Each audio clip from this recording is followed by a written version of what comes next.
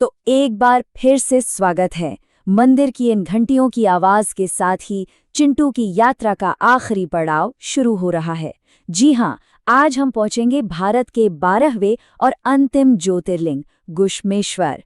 चलिए इनकी दिव्य गाथा को समझते हैं। अब हुआ यूं कि एक बहुत ही शांत सुबह थी। चिंटू अपनी प्रार्थना में मगन था और तभी उसे भगवान शिव की आवाज सुनाई दी। और ये कोई ऐसी वैसी आवाज नहीं थी, ये तो सीधा सीधा बुलावा था।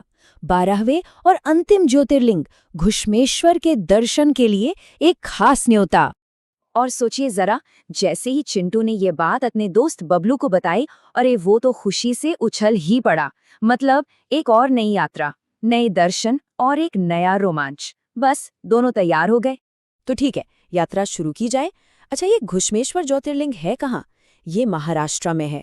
जो मशहूर एलोरा की गुफाएं हैं ना, बस उन्हीं के पास। तो सवाल ये है कि चिंटू और बबलू वहां तक पहुंचेंगे कैसे? चलिए देखते हैं। सबसे पहला और कह सकते हैं सबसे मजेदार रास्ता है ट्रेन का। औरंगाबाद या फिर पुणे तक ट्रेन से जाइए। ये सफर बड़ा सुकून भरा होता है। धीरे धीरे आपको उस दिव्य जगह की वाइब्स मिलने लगती हैं। और हाँ, अगर समय कम है तो फिर फ्लाइट सबसे अच्छा ऑप्शन है। औरंगाबाद एयरपोर्ट सबसे पास पड़ता है। चलिए, ट्रेन या फ्लाइट से तो पहुंच गए। अब आता है सफर का आखिरी हिस्सा, सड़क का रास्ता। स्टेशन या एयरपोर्ट से टैक्सी या बस पकड़िए और बस निकल पड़िए मंदिर की ओर। रास्ता इतना खूबसूरत है, चारों तरफ पहाड़, हरियाली और हवा में बस एक ही गूंज, हर हर महादेव। और लीजिए, आखिरकार लंबा सफर तय करके चिंटू और बबलू मंदिर पहुंच ही गए। और वहां पहुंचते ही जो एहसास उन्हें हुआ ना, उसे शब्दों में बताना सच में बहुत मुश्किल है। जैसे ही उन्होंने मंदिर के अंदर कदम रखा, एक अजीब सी, एक अद्भुत शांति महसूस हुई। सामने इतना बड़ा, इतना भव्य मंदिर, हवा में भीनी भीनी फूलों की खुशबू और कानों में लगातार घंटियों की मीठी आवाज। सच में पूरा माहौल ही एकदम दिव्य था। उसी पवित्र माहौल को महसूस करते हुए चिंटू के मुंह से धीरे से निकला, हाँ, यही है वो जगह जहां शिवजी ने अपने एक सच्चे भक्त की आवाज सुनी थी। और बबलू, वो भी बस उस शांति को, उस पॉजिटिव एनर्जी को महसूस कर रहा था।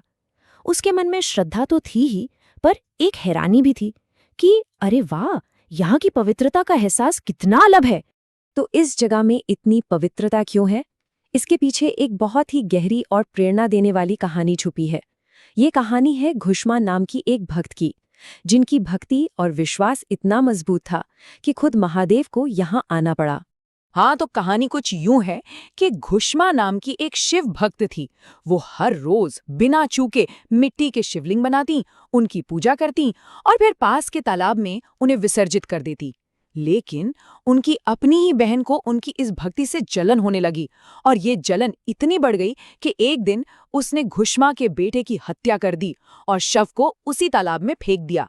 अब सोचिए, इतना बड़ा दुख। इसके बावजूद घुश्मा का विश्वास नहीं टूटा।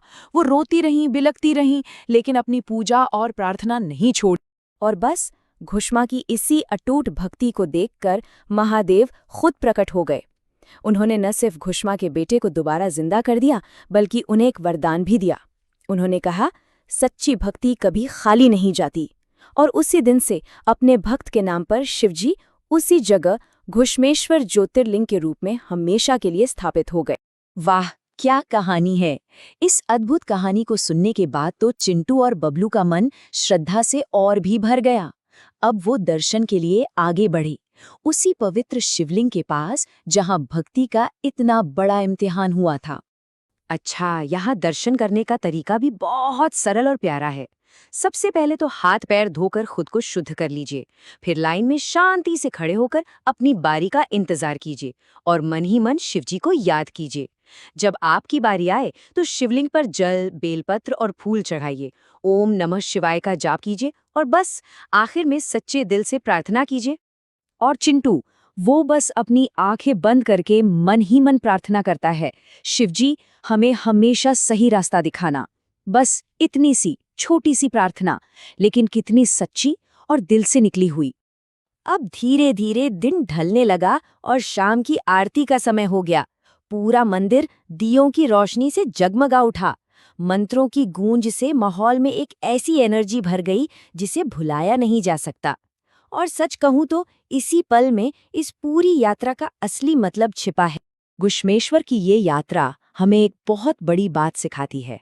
ये सिखाती है कि सच्ची भक्ति का मतलब सिर्फ पूजा पाठ नहीं है। सच्ची भक्ति तो वो शक्ति है, वो हिम्मत है और वो विश्वास है जो जिंदगी के सबसे मुश्किल समय में भी हमें मजबूती से खड़ा रखती है। और इस इतनी गहरी बात को बबलू ने अपने मजेदार अंदाज में समझा।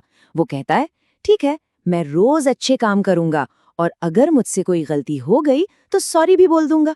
देखिए, यही तो खूबसूरती है, कैसे इतनी बड़ी बड़ी बातें हमारी रोज की जिंदगी का हिस्सा बन जाती हैं। वैसे घुश्मेश्वर मंदिर के दर्शन तो हो गए, लेकिन यहाँ आसपास घूमने के लिए और भी बहुत कुछ है। वो मशहूर एलोरा की गुफाएं यहीं पास में हैं। और भी कई पुराने मंदिर हैं और घूमने फिरने की खूबसूरत जगह हैं। तो चिंटू और बबलू की ये यात्रा हमें यही याद दिलाती है कि विश्वास में सच में बहुत शक्ति होती है। अगर ऐसे ही ज्ञान और आस्था से भरी कहानियां और सफर अच्छे लगते हैं तो हमारे साथ जरूर जुड़े रहिएगा। तो 12 ज्योतिर्लिंगों की ये पूरी श्रृंखला तो यहाँ खत्म होती है, पर एक सवाल है, हमारी अगली दिव्य यात्रा कहाँ की होने वाली है? इसका जवाब है बैद्यनाथ ज्योतिर्लिंग। जी हाँ, अगली बार हम एक बिल्कुल नई श्रृंखला शुरू कर रहे हैं और चलेंगे बैद्यनाथ धाम की एक अद्भुत यात्रा पर। तो मिलते हैं अगली बार, तब तक के लिए